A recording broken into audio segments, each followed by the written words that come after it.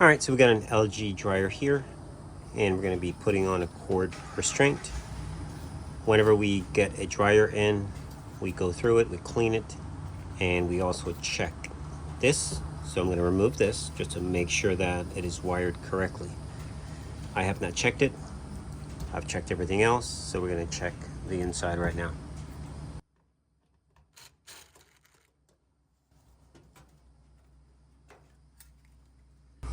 And we are not wired up correctly. Now, that's the white, that's your neutral, that's your green wire. Your green on a 4 prong or black, the green should be there and the white should be over here. And this white should be up there. So we need to rewire this, okay? The red is fine, the black is fine.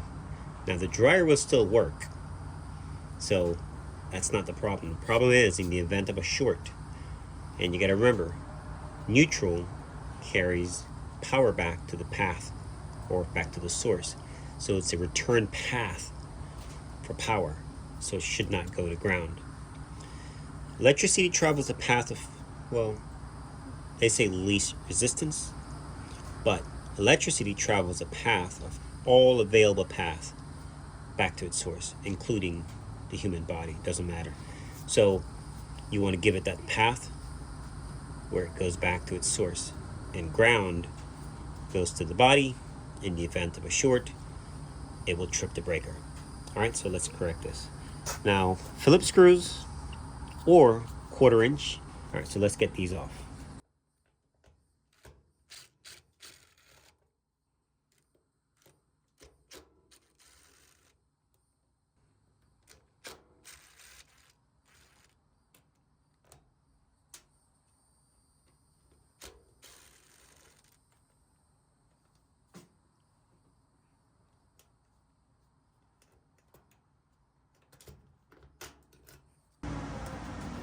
All right, new cord with the eyelet, and that's it. Now, I like to use this, there's 2 portions on this cord, the flat and the other. Now, you have a better connection when you put it face down like this. Like that. It locks versus that way. So, all right. I like to keep them black and red. Keep them together.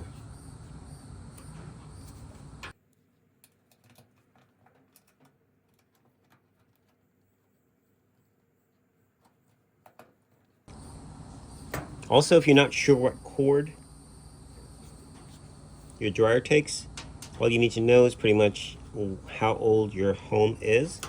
If your house was before 1996, then chances are it's going to be a gray cord. Keep that in mind.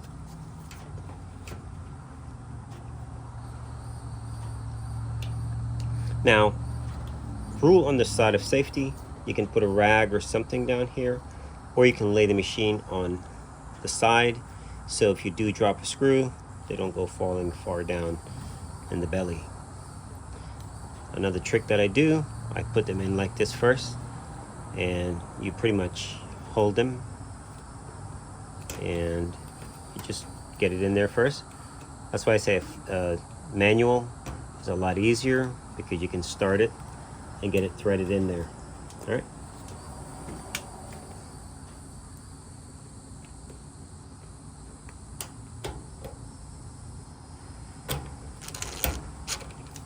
And when you start it, go backwards first, just to make sure that you don't cross thread.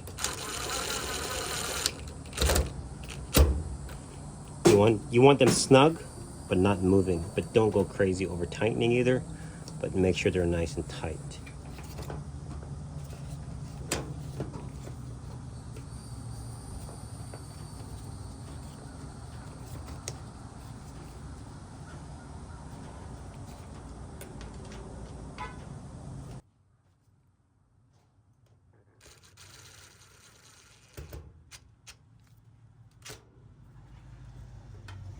Neutral, and you have, I like to put them from the top, so that it's not too thick.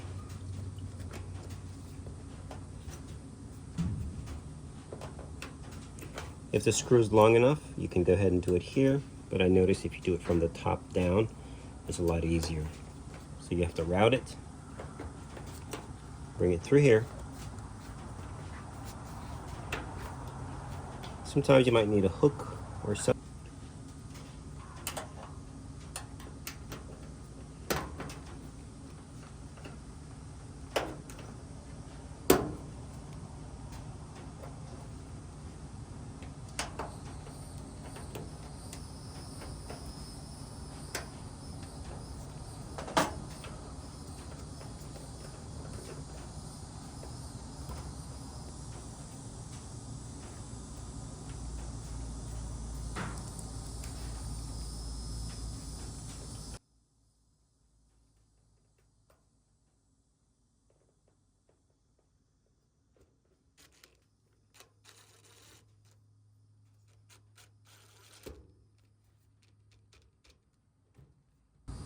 Nice and tight. All right, we got last one left.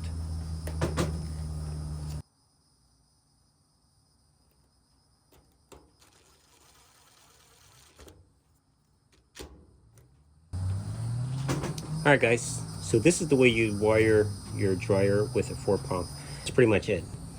And you can also refer to the diagram on the back of the dryer. It has all the instruction, whatnot, for 4 or 3 wire. Now your job is done, except we now need to put a cord restraint on.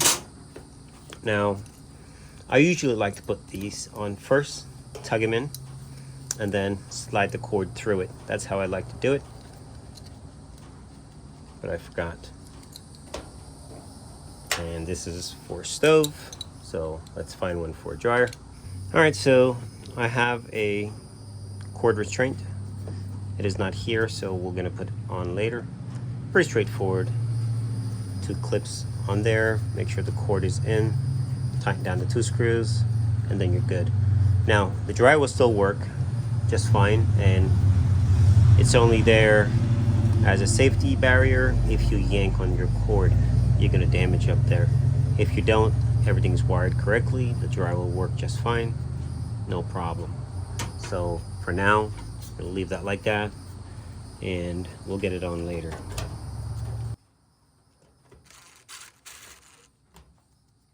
All right, thanks for watching.